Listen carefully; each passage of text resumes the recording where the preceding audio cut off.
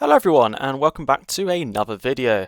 As I'm sure many of you are already aware, Eureb has released his latest installment of the Train series, and this game of course is Trains InterCity. Now I've been very excited throughout the 2-year span of its development, and now that it's finally out to the public, I thought this would be a great opportunity to provide a classic review about this new experience.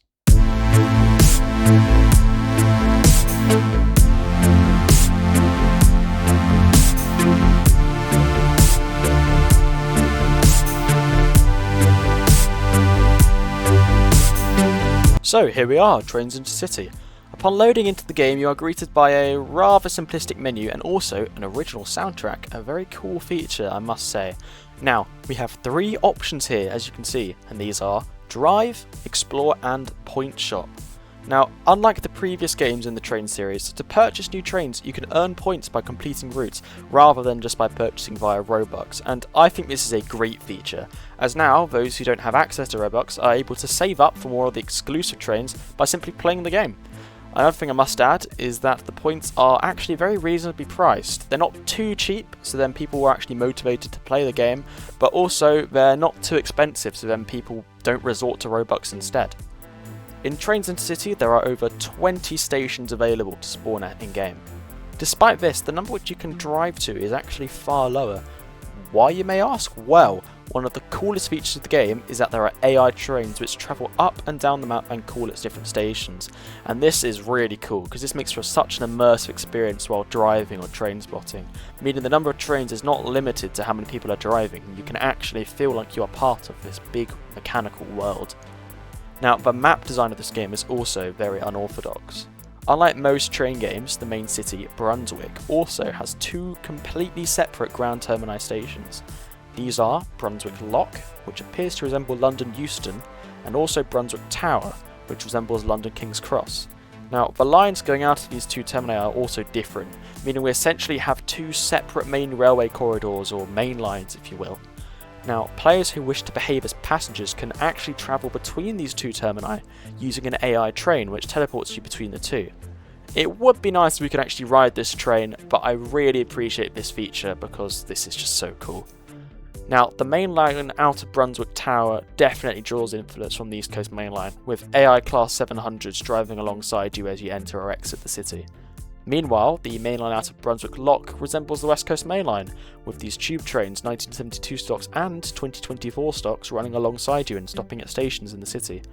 There is also an airport station at Trent Hill with AI people mover trains starting people to and from the airport.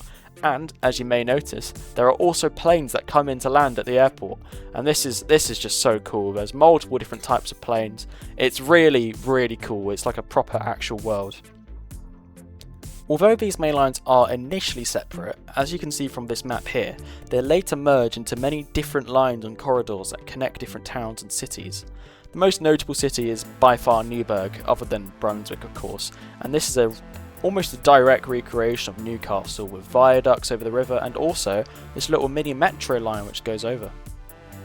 Greston Station also acts as a central hub for many services, reminding me much of Crewe Station on the West Coast Main Line. AI Class 350s, and may I add 321s as well, also run on this section of the map. At the bottom of the map is a diesel-only spur from Amberwick to Telmouth. The inclusion I think is really good because this gives diesel-only trains an actual purpose and use, unlike some games. Not to mention the beautiful scenery around Lincastle and Telmouth makes for a really nice experience driving down this coastal line.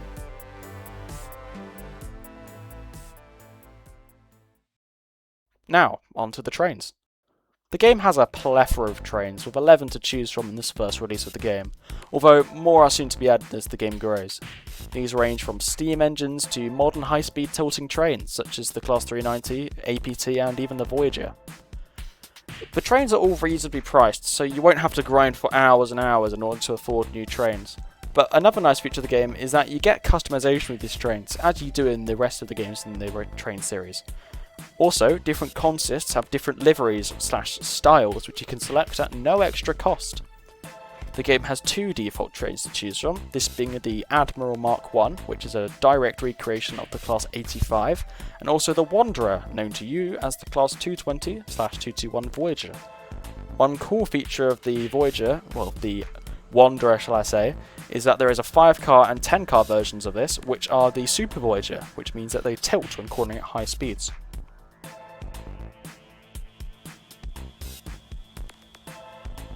Upon selecting your train, there are a handful of locations to spawn at, including stations and depots.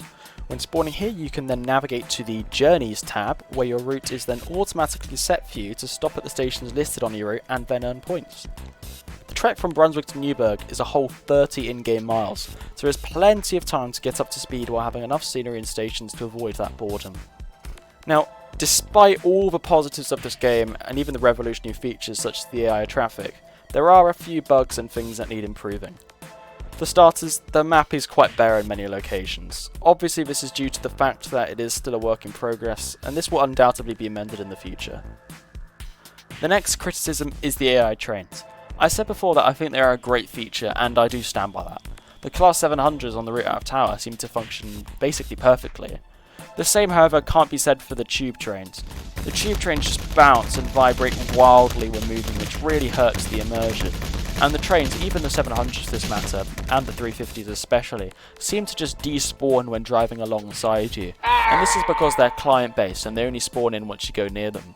I do think it's a shame though, that on occasions when you will pass an AI train, such as overtaking a Class 350, you cannot expect it to catch up to you again. It's now just gone. Lastly, I hope that we just see some more routes and track added. I think the map is great, but the more we have, the better.